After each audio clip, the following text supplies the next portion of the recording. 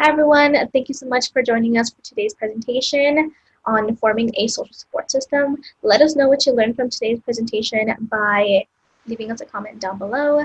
Now, without further ado, I'd like to present to you social worker and therapist Araceli Rodriguez.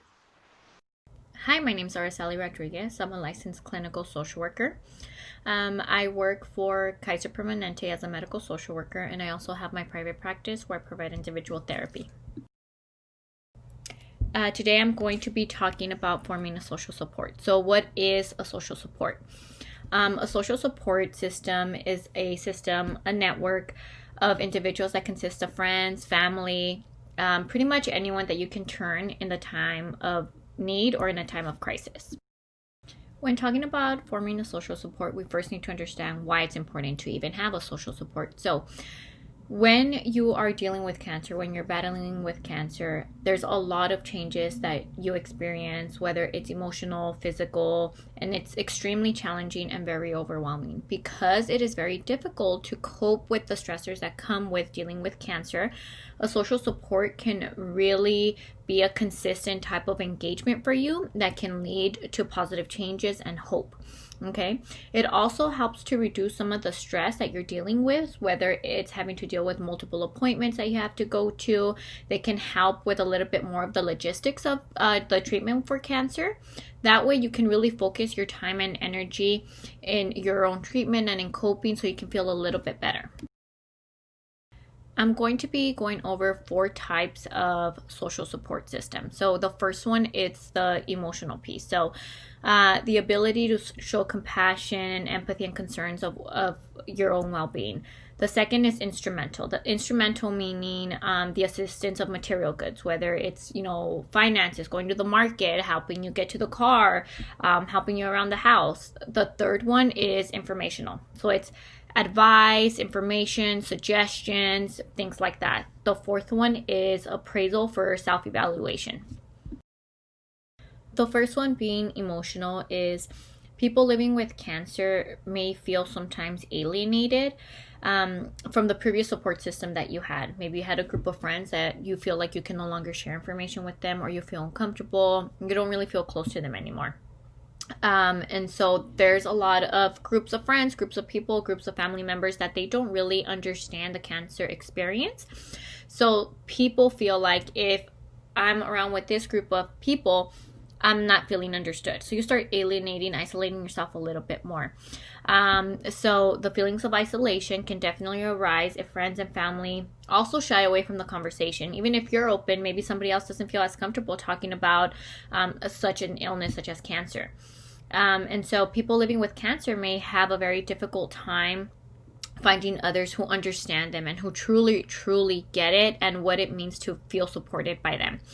And so also too, if you're the one dealing with cancer, you might not want to disclose a lot of information. You might not want to share a lot of information with others because you want to protect them. You don't want them to know the full extent of the diagnosis or what the treatment plan is or what the prognosis is. And that's okay. That's your right to decide what you want to disclose.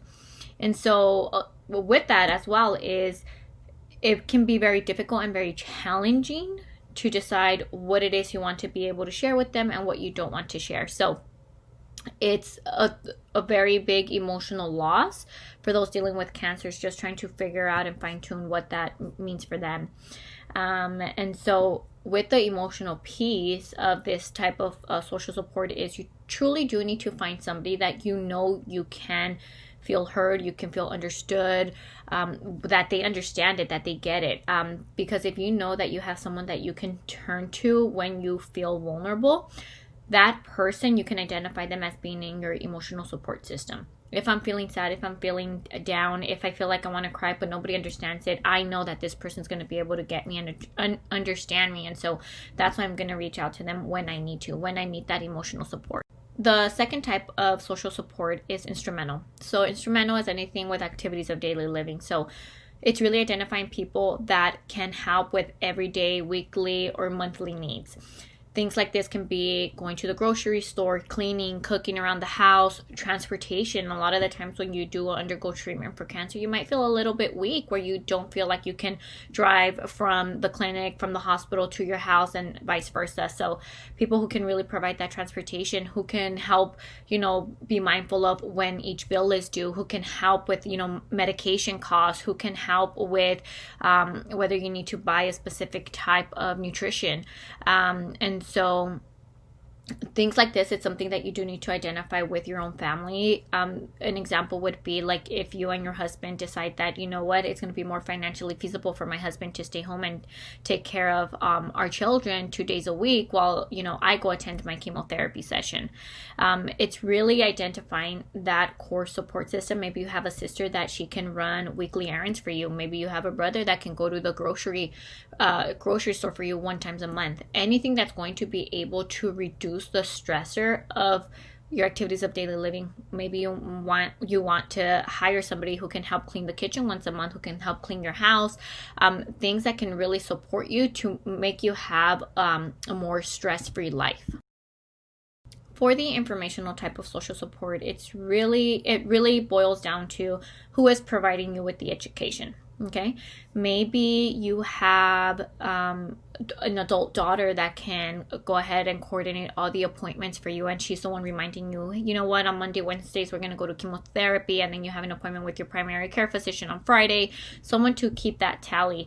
It could be maybe you have a sister who also underwent cancer treatment, and so you really do value her experience and what she went through and how she was able to cope with that. So you look for her for support and advice. A big one is doctors and nurses, right? Who's offering you the education? Who's giving you all the education as far as what it looks like, what you're going to be experiencing, what the side effects are, what the symptoms might be. So a really great one is pretty much your doctor, your oncologist. They're going to be giving you the facts about, what that type of cancer is and the guidance during the treatment process. And that way you can really understand the diagnosis and what to expect. So this one is really much, informational, all the education that you're receiving.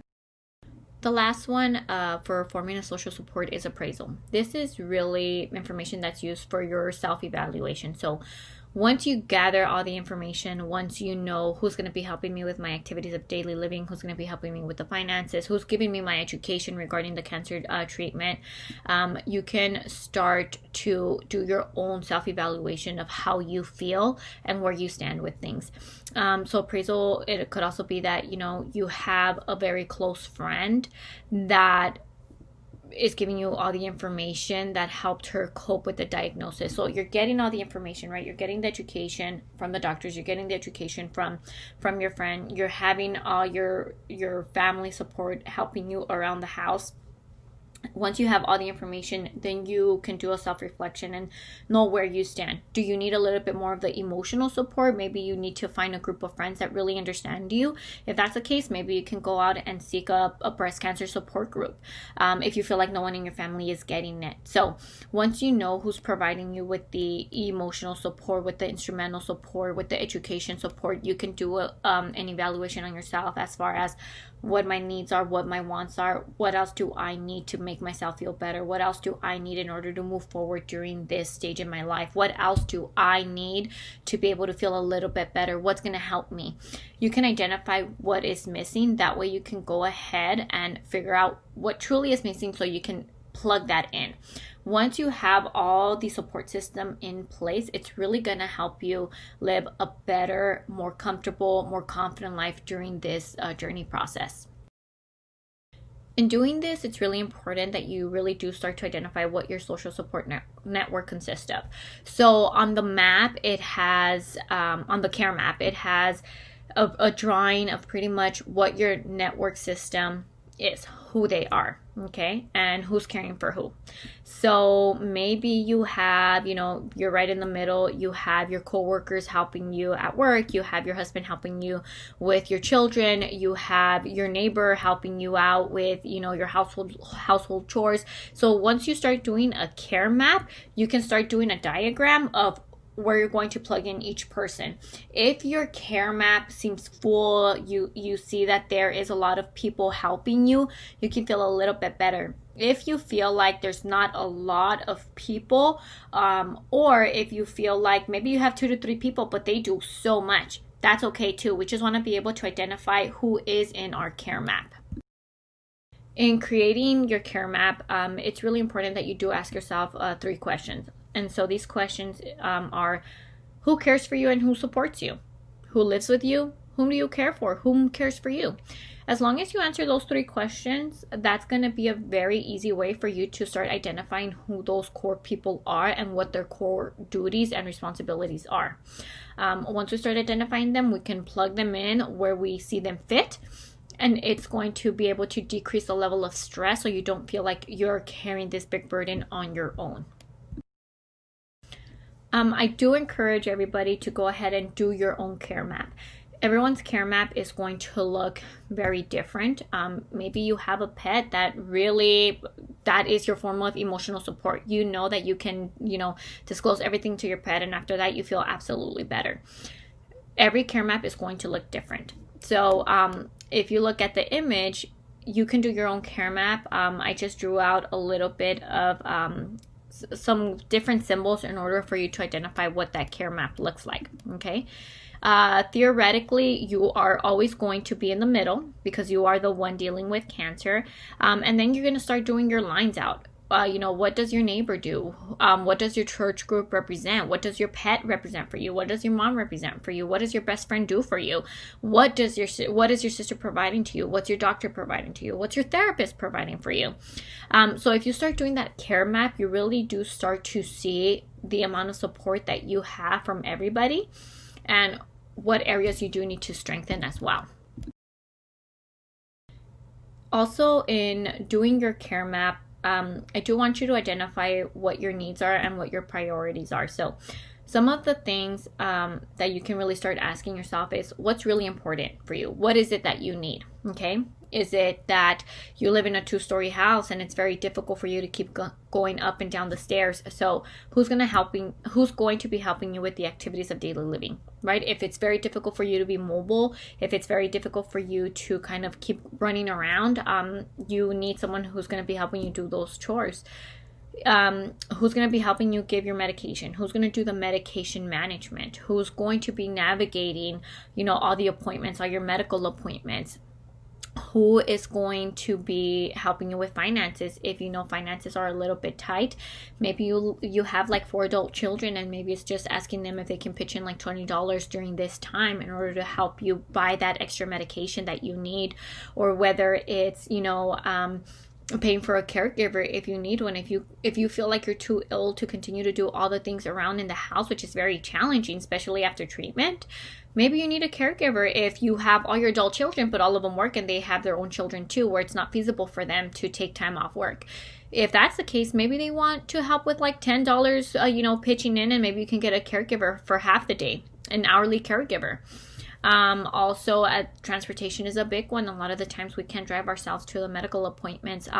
And also, when you go to a medical appointment, it's very challenging because you're already feeling very stressed out. Your mind is focusing on so much that having to drive after the appointment seems so daunting. And so, to prevent any type of accidents, you're probably asking maybe your neighbor who's retired, or, they're on a break from school, that they can be helping you take you to those medical appointments.